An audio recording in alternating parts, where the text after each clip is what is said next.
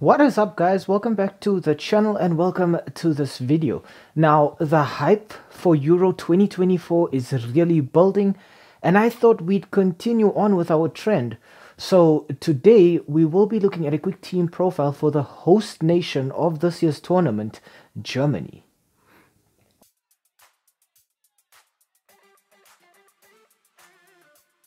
Okay, so looking at the team selection for Germany, we can already see that they're exceptionally strong in between the sticks. Two fantastic goalkeepers in both Manuel Neuer from Bayern Munich and Marc-Andre ter Stegen from Barcelona. These are two very good, very solid, very stable goalkeepers who can provide leadership for the team, who can provide quite a bit of experience because both are fairly decorated players when it comes to winning team trophies.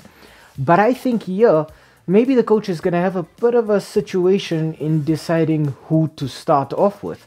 While Manuel Neuer is a proven goalkeeper, Marc-Andre ter Stegen is no slouch on his own, but he's supposed to be phasing into the team now so that Manuel Neuer can be phased out. But I'm very curious to see if nostalgia wins out and they give Manuel Neuer his final tournament appearances in this one. Then I want to talk just a little bit about Antonio Rudiger from Real Madrid. Now, he's coming off the back of winning yet another Champions League title with Los Blancos. So already at his age, Antonio Rudiger has won quite a bit of success with his club side. I think with Rudiger, maybe now and again there's just a little bit of problems when it comes to composure and a little bit of arrogance, but I think this is a centre-back who is the perfect package right now. When we look at Germany's midfield, the first player we got to talk about here is Toni Kroos from Real Madrid. He's the kind of orchestrator player that I think Germany really need. Toni Kroos is going to sit there in that little midfield hole and just dictate play, distribute the ball all over the field, and just ensure that Germany are solid in the center. I think alongside him, we got to talk about Barcelona's Ilkay Gundogan, who's going to perform a similar role.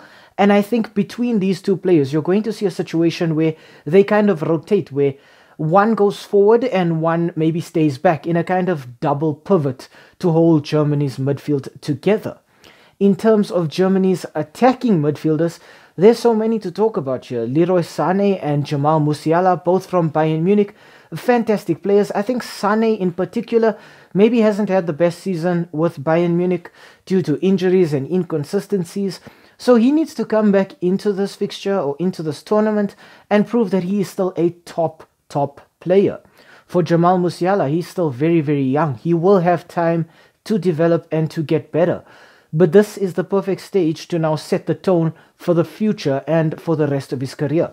If Jamal Musiala can put in a very good performance for Germany here, then I think it opens a lot of doors for him in the future, perhaps to transfers away from Munich or even to improve his own personal situation in the squad. Up front, I think the first player I need to talk about here has got to be Niklas Füllkrug, who was just such a standout player for Borussia Dortmund this season. Füllkrug was Dortmund's out for goals, a typical number 9, just there to hold up the play as a target man and put the ball in the back of the net. I think maybe just a bit of an issue with Füllkrug is Dortmund were overly reliant on him to get goals, and that proved to be their downfall in the Champions League final against Real Madrid. But I think Germany will have no problems with finding goals from other avenues. Alongside him up front, he will probably have Kai Havertz from Arsenal, who was a bit of a surprise inclusion for me. Now, I don't doubt the quality that Kai Havertz has, but I do doubt his consistency. Kai Havertz has moments where he's just fantastic, and then for a few weeks he's just completely disappeared off the face of the earth. I think Kai Havertz has the potential to be a great player. Maybe he's struggling to break in at Arsenal, maybe he's struggling to be part of the starting 11 every week, but I think his performances for Germany have been very good lately, and I think that has warranted a selection to the national team for Kai Havertz.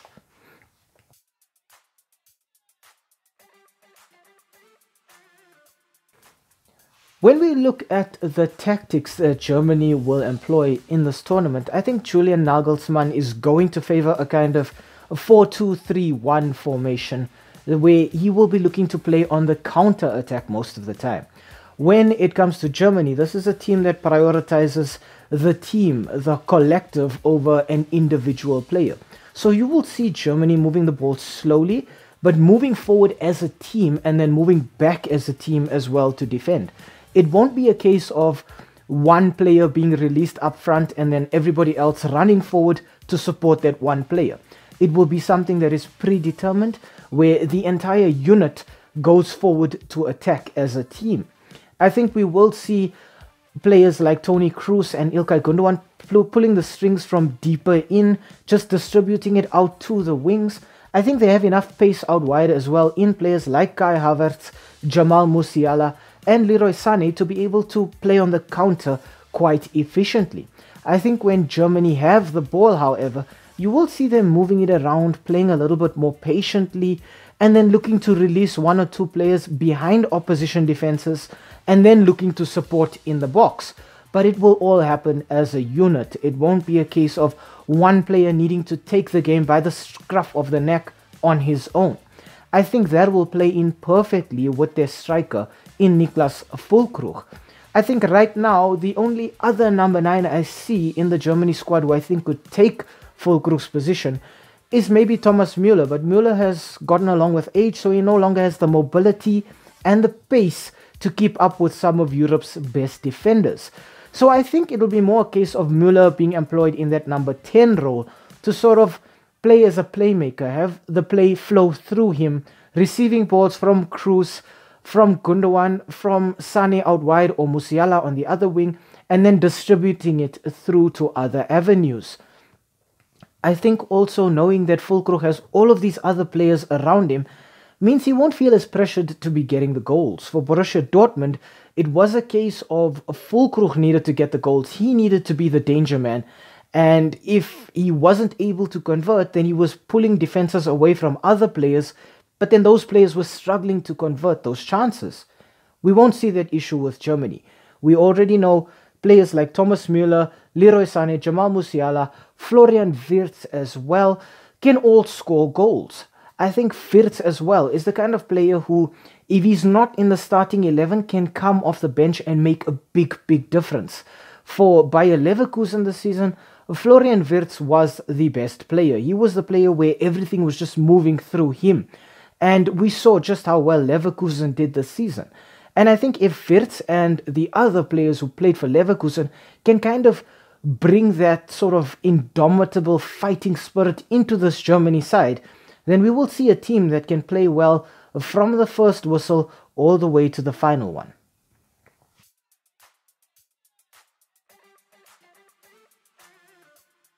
Finally, we can look at our verdict on the Germany team. Now, I think there are still problems as good as this team is. I think in particular at centre-back, I think while Rudiger is very good, I think I have questioned already his composure. And I must now question Julian Nagelsmann's exclusion of Mats Hummels. Hummels was fantastic for Dortmund in the Champions League. He's proven that he's a leader at the back, but he was excluded from the team selection entirely. And it is a type of exclusion that raises many questions about Germany's solidity at the back. While this is a team that can be solid and their formation and tactics will help them to be solid by playing as a unit and sticking to the formation, I think you do still need one or two individuals in that back line to just rally everybody, muster the team together, and just inspire them. You couple that with the fact that Hummels can also score from set pieces, and I think maybe Germany are going to miss that kind of presence from corners and free kicks. I think when we look at centre forward, this might be a position that could be problematic for Germany. It's why I've used the yellow marker for the centre forward position on the schematic. I think here the reliance on Füllkrug to get the goals from centre forward means that he's going to be under a lot of pressure all the time. But more crucially, I think if something happens to Niklas Füllkrug, I don't think Kai Havertz will be able to step up into that position, and I don't think Thomas Müller has the pace or the energy to hold that position up from the starting whistle anymore. I think Müller can come off the bench and be an absolute presence for them in that hole, but I don't think he can do it from the first whistle. I think in every other department, though, Germany look very, very solid. I think for their goalkeepers, it's just great. I think on both wings, in terms of attack and defense, it's very good as well. I think centrally in midfield, having two players in Ilkay Gundogan and Toni Kroos who can dictate play, who can cover for one another, who can slow the game down, and who won't be too mobile, too concerned with pressing and winning the ball back, but will focus more on distribution, recycling the ball, creativity. I think Germany have a very, very big advantage in the center as well. I do think, however, if I have to give them a rating, for their defense, it will be 4 out of 5. I think just that leadership missing from Mats Hummels kind of counts against them. I think also they do have quite a few offensive players from defense as well. Players like Kimmich who can influence the game going forward, but also Schlotterbeck who can also play a big role in creating chances for the team. In terms of their midfield, I think 4 out of 5 is also a decent rating. They've got a lot of creativity in this midfield. Players like Toni Kroos, Gundogan, Leroy Sané, Jamal Musiala, Florian Wirtz. These are all players who are flexible. They can play a variety of roles. You can shift them around to confuse the opposition or to just bring something new to the team's approach to attacking. And finally, when it comes to their forward line, I think this is where I think Germany kind of fall a little bit short. They no longer have an out-and-out number 9 like Miroslav Klose, who could just get them crazy amounts of goals, and they no longer have a replacement striker like Mario Gomez either. So I think here, Germany get a 3 out of 5. I think Germany will end up topping their group. I think I see the Germans going through the round of 16, going through the quarterfinals, and I think that's where it stops for Germany. I think they get just as far as the semi-finals if they are able to perform as a unit and as a team and get the important results that they need.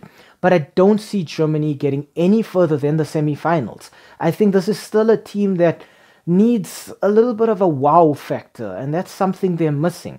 These are all players who could be great, have great potential. Players like Musiala and Sané and Wirtz who can create anything out of nothing.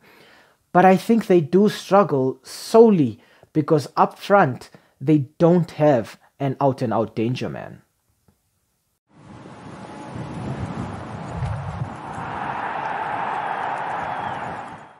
Hi, thank you for making it to the end of this video.